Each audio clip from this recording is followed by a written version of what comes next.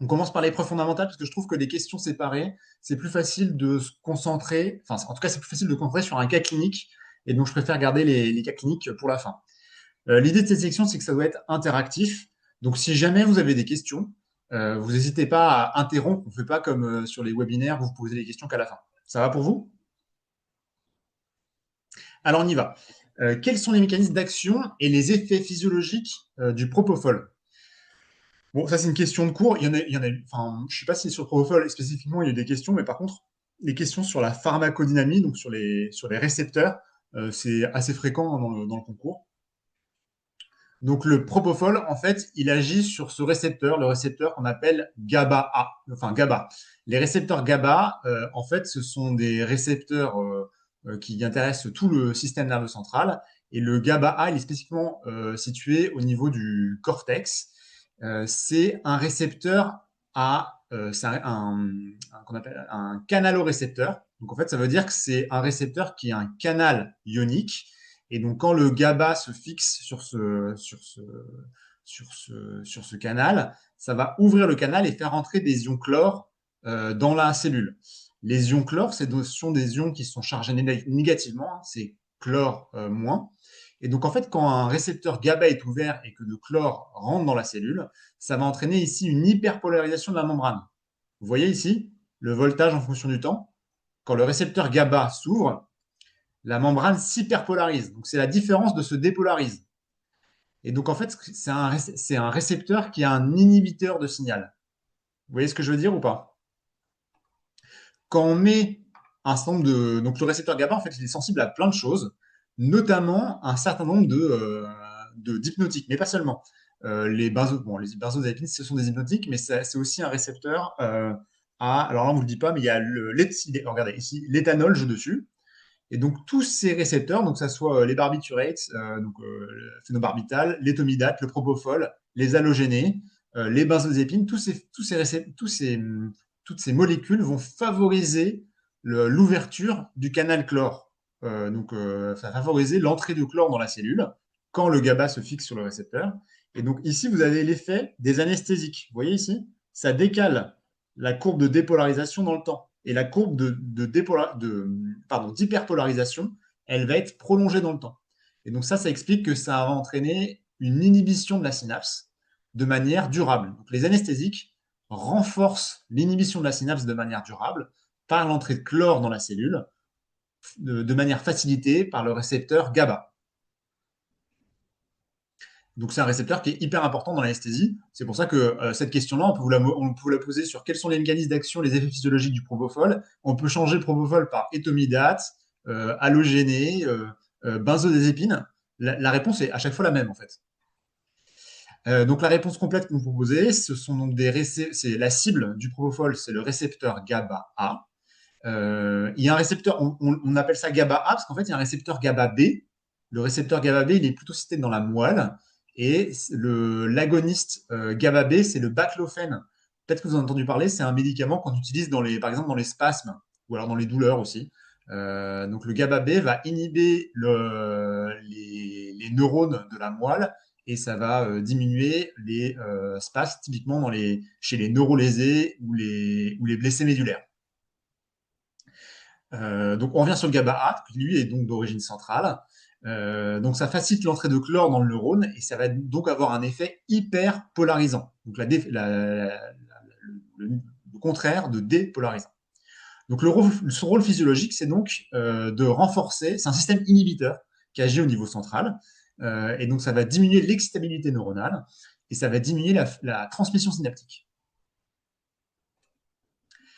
Là, vous avez une ancienne infographie. Enfin, c'est un peu ancien, ça date de 2004, mais les anesthésiques, ils n'ont pas changé depuis 2004. Je regardais parce que j'ai. Ok. Donc ici, vous avez le propofol. Et donc, vous voyez, et donc différents halogénés. Vous voyez que tous les halogénés, globalement, ils vont cibler le récepteur GABA-A, et puis ils vont cibler d'autres récepteurs dans le système nerveux central. Typiquement, le propofol, il y a un effet aussi sur le récepteur à glycine, et il y a un effet inhibiteur. Donc, le vert, là, c'est activateur, et le mauve, c'est inhibiteur. Donc, le propofol, il a un petit effet aussi inhibition NMDA, donc qui est vraiment pas majeur. Bon, on n'a pas les kétamines. Si, on a les kétamines ici. Donc, la kétamine, ici, vous savez, c'est un antagoniste du récepteur NMDA. Donc, vous voyez ici, effectivement, il y a un rôle très fort sur le récepteur NMDA qui est antagoniste. Il y a un petit effet GABA A. Donc, vous avez les halogénés, isoflurane, sévoflurane. Euh, et donc, toutes les actions du propofol. Donc, l'action principale, c'est GABA A, mais il y a aussi des actions qui sont secondaires. Donc, nous avons l'action sur les canaux sodiques voltage dépendants. Ça va également réduire l'exstabilité neuronale et vous avez un petit peu de modulation des systèmes monoaminergiques. Ces trois systèmes-là, c'est vraiment mineur, hein. Le rôle principal du propofol, c'est renforcer le GABA A. Question 2. Comment la liposolubilité influence-t-elle la diffusion des morphiniques en péridurale? Alors ça, cette question-là, on l'a posée après l'examen à la maison. C'était 2023, là, avec un examen entier sur la pharmacologie. D'ailleurs, on a des cours de pharmacologie sur les morphiniques et les hypnotiques. Il me semble que c'est vers le mois d'août. On fait ça ensemble. Et donc, on va voir déjà quelques notions de réponse sur la pharmacocinétique et la liposolubilité des molécules. C'est important, nous, on considère qu'il faut voir les concepts plusieurs fois. Donc, vous posez la question, on fait une première correction dans le concours blanc et on vous refera de la répétition dans d'autres cours ou dans d'autres annales parce qu'il n'y a que la répétition qui permet de fixer les connaissances. Pardon? Euh, Euh, Oui, c'est moi. Pardon, est-ce que je peux... oui, oui, bien sûr. Juste pour la première question, la Oui, question c'était les mécanismes d'action et les oui, effets physiologiques. ouais. C'est fait exprès de ne pas parler des effets physiologiques pour aller plus Ouais, loin. alors ouais, j'ai pas détaillé les effets D'accord, physiologiques, ils sont d'accord. détaillés donc les effets Ok. physiologiques, bah, c'est là effectivement ce qu'on attendait. En fait, on n'avait pas mis en faisant la correction, on a changé un petit peu le barème. Là, je vous ai remis les questions telles qu'on les a posées dans l'énoncé. Mais en faisant la correction, on s'est dit ah ouais, ça c'est quand même moins intéressant. Donc les effets physiologiques du propofol, hein, donc c'est évidemment la sédation, la perte de connaissance, la diminution du drive inspiratoire, donc c'est la diminution de la respiration qui va jusqu'à l'apnée. Il y a des effets sur le système cardiovasculaire. Alors, pour répondre à vos effets physiologiques, il faudrait prendre par système, hein. Donc, système Mm. neurologique, système respiratoire, système cardiovasculaire. Donc, ça va entraîner une diminution du baroréflexe, une diminution de la tension artérielle. Ça a assez peu d'effets dépresseurs myocardiques, le propofol. Il y a en fait, on a la liste complète des effets physiologiques dans la correction. Ça Ok. m'intéressait un peu moins, en fait. Ok. Vous avez raison, je ne l'ai pas corrigé. Je voulais aussi arriver à la fin de cette correction avant 18 heures. N'hésitez pas à m'interrompre, hein, que ce soit pour préciser sur des questions ou des choses comme ça, c'est tout à fait judicieux. La liposubilité. Donc, comment la liposubilité influence-t-elle la diffusion des morphiniques en péridurale? Donc ça, c'est une question intéressante et importante. La liposolubilité. Alors, quand on injecte un morphinique dans l'espace péridural, que ce soit en, euh, en gros, quand on injecte dans un cathéter de péridurale, l'action peut être à la fois dans l'espace péridural au moment où le nerf sort de l'espace rachidien, mais il y a également, ce qu'il faut comprendre, c'est qu'il y a des échanges entre l'espace péridural ou épidural. L'espace adipeux, l'espace péridural, en fait, c'est plein d'adipocytes, hein. Donc, du coup, le morphinique qui va diffuser dans les adipocytes, dans le gras, et puis ensuite, ça va diffuser également dans l'espace vasculaire. Dans l'espace vasculaire, c'est par là où le morphinique va s'éliminer. Et ça peut également diffuser dans l'espace épidural, où il va avoir une action au niveau pardon, il va avoir une action antalgique au niveau de la corne postérieure de la moelle, où il y a les faisceaux de la douleur. On a différents morphiniques qu'on peut injecter dans l'espace péridural. Et plus la liposubilité est importante, moins le morphinique va rester dans cet espace péridural et va être clairé rapidement. Vous voyez, le morphinique qui a la liposubilité la moins importante, c'est la morphine ici, avec un coefficient octanol O qui est de 1. Et la durée d'action de la morphine, ça va être dans l'espace péridural, ici c'est cette ligne, ça va être entre 6 et 24 heures. Quand la liposolubilité augmente, vous voyez ici, pour l'alphatanil 90, pour le fentanyl 1500, en fait, le morphinique va moins rester dans l'espace péridural et va clairer plus rapidement l'espace péridural, et donc la durée d'action va être moindre. Vous voyez, la sulfatanil, en péridurale, si on compare, on est à 2 à 4 heures de délai d'action versus 6 à 24 heures pour la morphine. Donc la réponse qu'on attendait, c'est plus un morphinique est liposylible, plus il diffuse facilement dans l'espace péridural, et moins il diffuse facilement à travers les méninges vers l'espace épidural. Cela traduit une durée d'action plus courte. Et donc le coefficient optimal octanol O, c'est de 150 pour une diffusion méningée efficace. Ça explique pourquoi, par exemple, à la fin d'une césarienne, c'est une pratique courante, je crois que chez Rifa, vous travaillez à une maternité, non, je ne sais pas si vous avez une maternité, mais en tout cas, habituellement, une des recommandations en France, c'est sur les chirurgies de césarienne. À la fin de la chirurgie de césarienne, on injecte une petite dose 100 à 200 gamma de morphine dans l'espace, 1 mg dans l'espace péridural, ce qui va permettre de couvrir les douleurs de la césarienne pendant on dit, en grosso modo, quasiment les 24 premières heures. Est-ce qu'il y a une question sur cette réponse? Enfin, Non, c'est bon, je continue, n'hésitez pas à m'interrompre. Alors, la question 3. Quels sont les effets secondaires communs des antiarythmiques, des drogues antiarythmiques? Moi, j'avais corrigé la copie de Ramon. Ramon, vous avez fait une super réponse sur cette question, parce que la première chose que vous avez fait sur cette question, en fait, c'était de définir les différents antiarythmiques. Alors, il ne faut pas hésiter, quand on vous pose des questions sur un examen, d'en mettre un peu plus que de réponses stricto sensu à la réponse. À partir du moment où vous êtes sûr de ce que vous avancez, et à partir du moment aussi où vous avez le temps, parce qu'il faut savoir gérer le temps dans un concours rédactionnel. Et donc, Ramon, vous aviez remis les différents antiarythmiques, les différentes classes et des exemples pour chaque molécule. Ça, c'est très intelligent parce que ça permet de montrer déjà au correcteur que vous savez de quoi on parle. Puis en fait, excusez-moi. Non, j'ai cru que ça parlait bien. Et donc, ça permet aussi de mobiliser ses connaissances. Et parfois, on va réussir à répondre à la question en partant de choses qu'on connaît. On se dit au début de la question, ah bah, je ne sais pas du tout comment y répondre. Et puis, en fait, en construisant sa réponse, on se dit, ah bah si, ça y est, je comprends ce que le correcteur voulait. Et donc, les effets secondaires communs des antiarythmiques, donc, tous les antiarythmiques, en fait, c'est contre-intuitif, mais ils sont pro-arythmogènes. Et donc, à trop forte dose, ils peuvent entraîner des troubles du rythme et des troubles de la conduction. Et globalement, tous les antiarythmiques, l'effet commun qu'ils ont, c'est également d'avoir des effets inotropes négatifs. L'effet inotrope, donc ça diminue la contractilité cardiaque. En fait, c'est un peu ce qu'on cherche, hein. Quand il y a une hyperextabilité cardiaque, on met des antiarythmiques, mais c'est comme toutes les drogues, hein, il y a un effet en U en fait. Quand on met une bonne dose de drogue, on a un effet positif, donc on va diminuer l'extabilité cardiaque. Si on est surdosé, on va entraîner on va entraîner un effet stabilisateur de membrane trop important, et donc de antiarythmique, on passe à proarythmique, et l'effet inotrope négatif des antiarythmiques va se démasquer. Les différents antiarythmiques qu'on a, alors ça, je ne sais pas si vous vous rappelez, hein, dans la physiologie, c'est le potentiel, de dépolarisation, enfin, la dépolarisation d'une cellule myocardique, pas d'une cellule nodale, mais d'une cellule myocardique.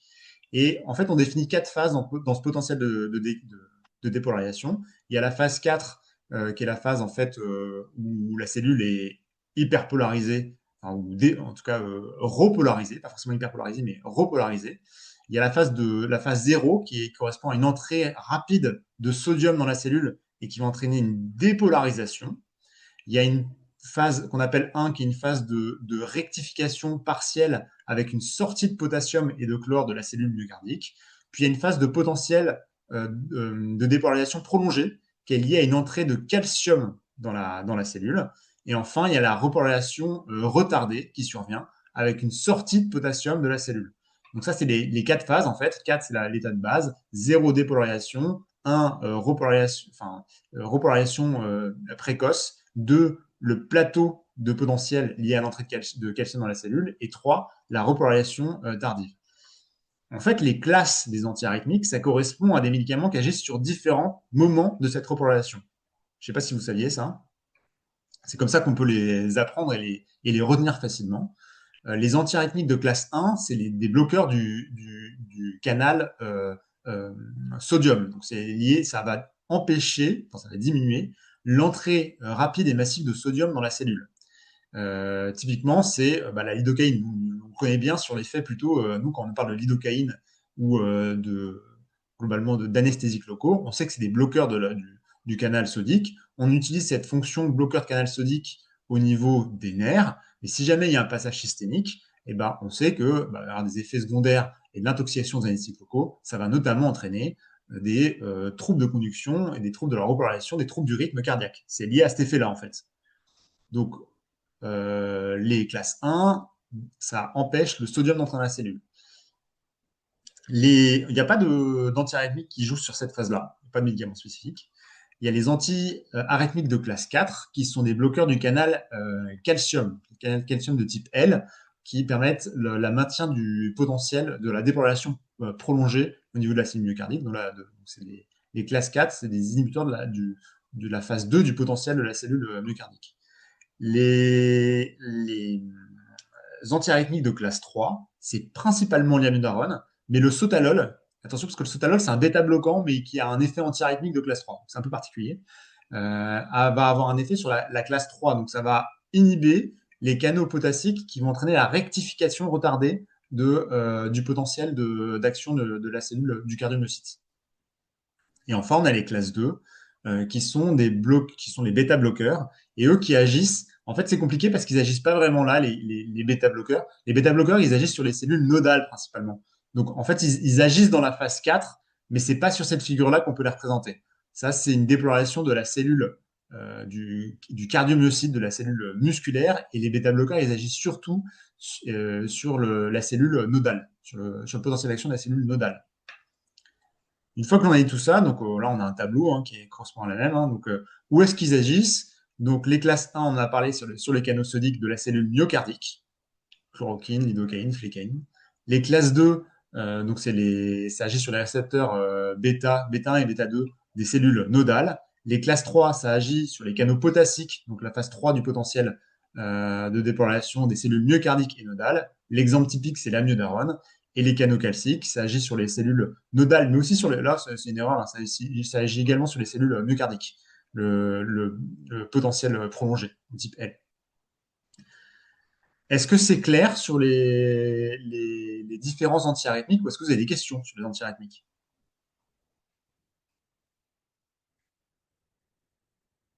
Non, pas de questions?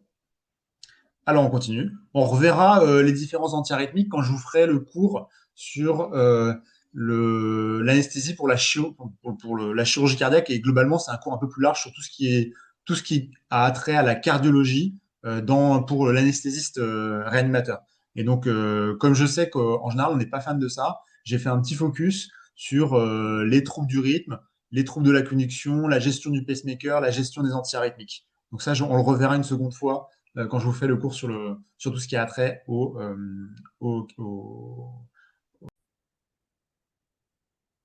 Donc nous étions à la question 4. Quelles sont les situations qui inhibent la vasoconstriction pulmonaire hypoxique?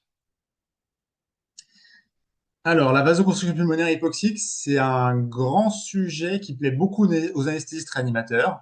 Il y a eu plein de questions dessus, que ce soit dans des cas cliniques ou dans des paroles, dans des épreuves fondamentales depuis les différentes années de l'existence du concours.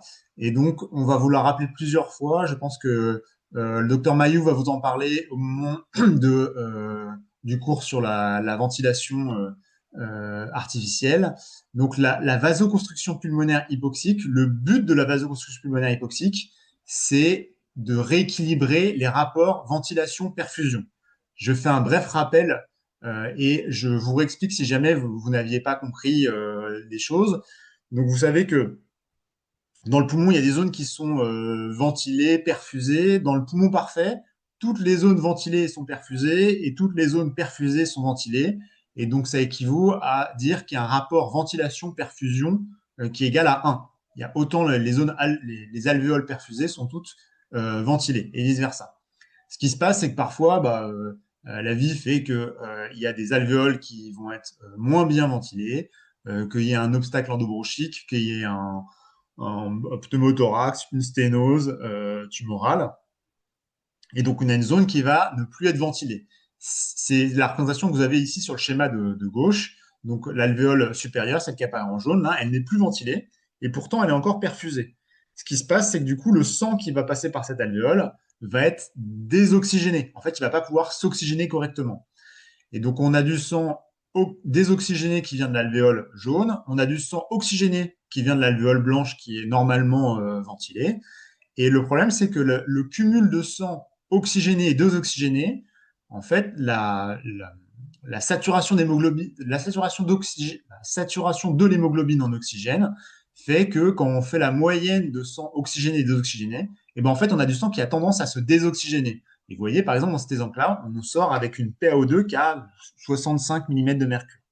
La vasoconstriction pulmonaire hypoxique, c'est le concept qui fait que quand une alvéole est mal ventilée, il y a des senseurs qui font que quand la P alvéolaire en oxygène est basse, il va y avoir un effet de vasoconstriction sur l'artériole qui amène, enfin l'artère pulmonaire qui amène du sang à cette alvéole. Et donc, ça va permettre le sang, au lieu de passer par une alvéole qui est mal ventilée, le sang va passer par une alvéole qui est bien ventilée. Et donc, dans cette situation-là, en fait, ça va rééquilibrer le rapport ventilation-perfusion. Ici, on a donc l'alvéole jaune est mal ventilée et donc elle va être mal perfusée. Et ça va entraîner une redistribution du débit sanguin vers les alvéoles qui sont bien ventilées.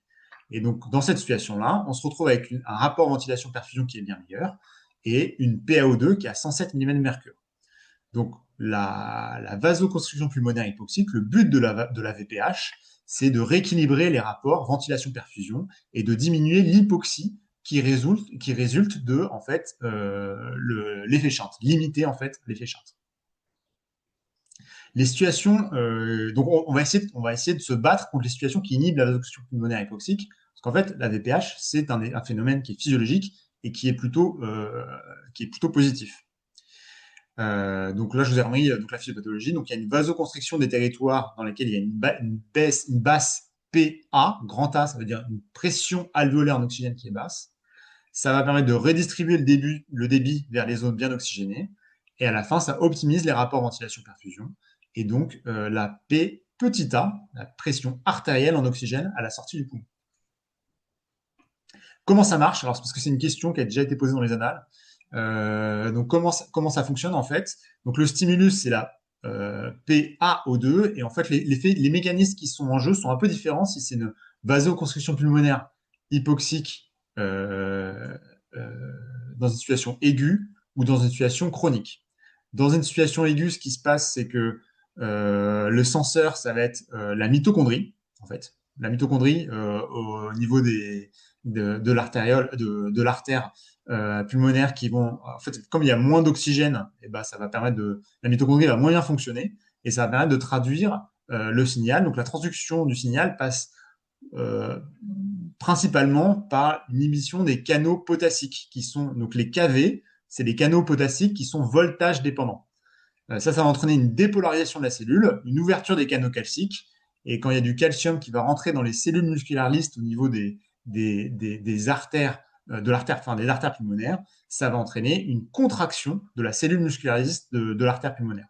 Et cette contraction de la cellule musculaire lisse de l'artère pulmonaire, ça va entraîner donc une fermeture du territoire dans lequel il y a une hypoxie alvéolaire. C'est comme ça que ça marche. Donc, stimulus, hypoxie alvéolaire, le senseur, la mitochondrie, la transduction du signal, ça passe par une inhibition du canot potassique voltage dépendant. L'effecteur, c'est la cellule musculaire lisse de l'artère pulmonaire dans laquelle il va y avoir une augmentation de calcium. Et ça va entraîner donc la contraction de la cellule musculaire lisse et donc la vasoconstriction pulmonaire hypoxique, du coup, liée à l'hypoxie. On vous l'a mis dans la correction, mais il y a une super revue sur la vasoconstriction pulmonaire hypoxique qui a été fait, qui est disponible sur le site de l'ASPAR à cette adresse mail-là. Pas la peine de la prendre en photo, on vous la met dans la correction qu'on vous enverra à la fin de la conférence.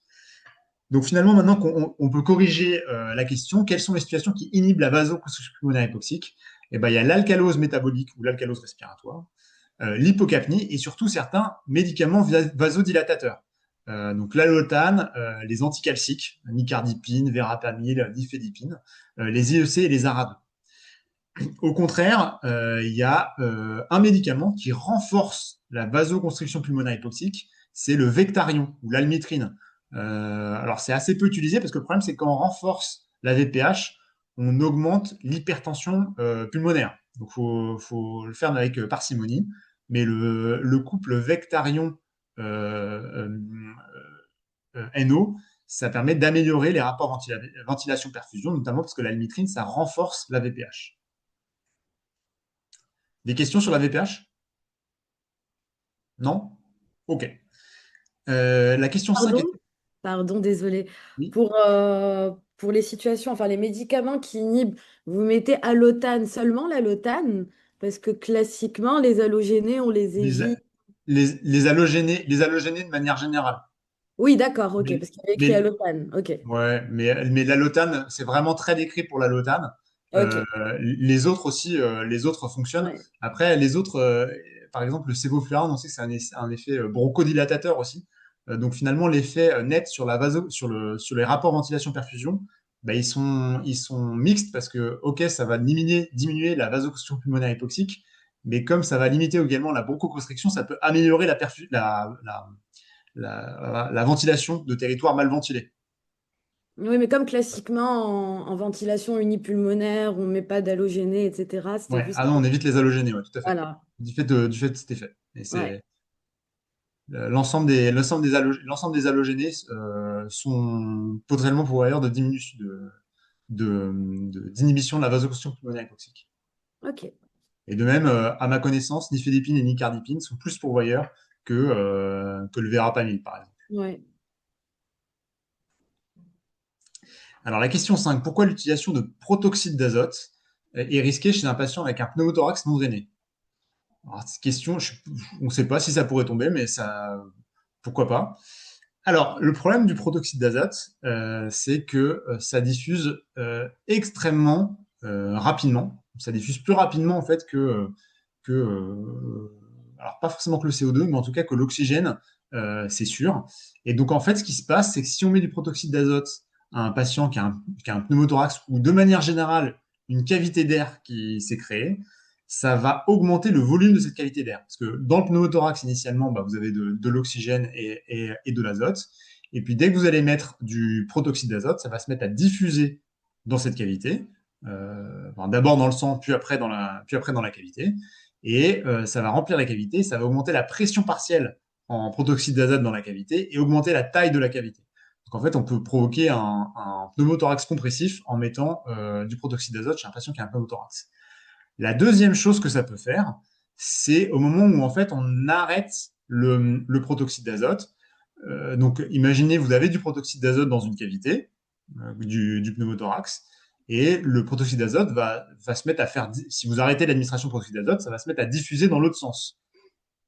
Le protoxyde d'azote qui est très concentré enfin, qui est très concentré, qui a une pression partielle qui est importante dans la cavité parce qu'il a diffusé facilement, bah, sa pression partielle va être importante dans le sang et il va se mettre dans l'alvéole. Et on peut se retrouver avec une situation où il y a une dilution de l'oxygène dans l'alvéole par le protoxyde d'azote qui est en train de lui de sortir du corps. C'est un peu l'inverse de ce qui se passe quand on a un effet deuxième gaz, dont je vous parlerai dans la pharmacocinétique des halogénés et de l'anesthésie inhalatoire de manière générale. Donc, vous imaginez une situation dans laquelle en fait, le protoxyde d'azote, en quittant le corps, va diminuer la pression alvéolaire en oxygène, parce qu'il y a plein de protoxyde d'azote dans l'alvéole, et donc, on va se retrouver avec un mélange hypoxique dans l'alvéole. C'est d'ailleurs pour ça que le protoxyde d'azote est toujours administré à 50-50 avec de l'oxygène. C'est pour être sûr que quand vous faites une administration de protoxyde d'azote, vous ne vous retrouviez pas avec un mélange hypoxique dans l'alvéole. D'accord? Je ne sais pas si donc dans une bouteille de méopaille, c'est 50-50, mais le mélange équimolaire de protoxyde d'azote et d'oxygène, vous ne pouvez pas être en dessous de 50% d'FiO2. Et quand il y avait encore des ventilateurs, enfin, quand on utilisait encore le protoxyde d'azote, parce que pour l'instant c'est en train de globalement disparaître des blocs opératoires, quand on utilisait des ventilateurs à clapet avec des mélanges qu'on faisait nous-mêmes, il y avait des sécurités, on ne pouvait pas mettre moins de 50% d'oxygène quand on administrait du protoxyde d'azote. Les deux débits étaient asservis en fait. Pour des questions de, pour des questions d'éviter les mélanges hypoxiques et donc d'entraîner des hypoxies chez les patients. Question 6, comment les antiarythmiques de la classe 2 de Vaughan-Williams agissent-ils? Alors ça, j'en ai déjà parlé tout à l'heure, hein. Donc les antiarythmiques de la classe 2 sont les médicaments qui sont donc des anticalciques, donc des bloqueurs du canal calcique de type L. Donc c'est le verapamil et le lithiazème. Donc ça inhibe l'entrée de calcium dans la cellule et donc du coup ça va diminuer la durée de ce potentiel. Vous voyez le potentiel d'action prolongé lié à l'entrée du canal l'entrée de calcium dans la cellule. Et ben, les anticalciques de classe pardon. Ah, c'est la classe 2, excusez-moi. Oui, ça, la classe 2, donc là, excusez-moi, le potentiel d'action, la phase 2, en fait, c'est des antiarythmiques de classe 4. Là, la question, c'était sur les antiarythmiques de classe 2. Donc, les antiarythmiques de classe 2, j'en ai parlé tout à l'heure, ce sont les bêta-bloquants. Donc, les bêta-bloquants, en fait, ils agissent sur la cellule, sur les cellules nodales.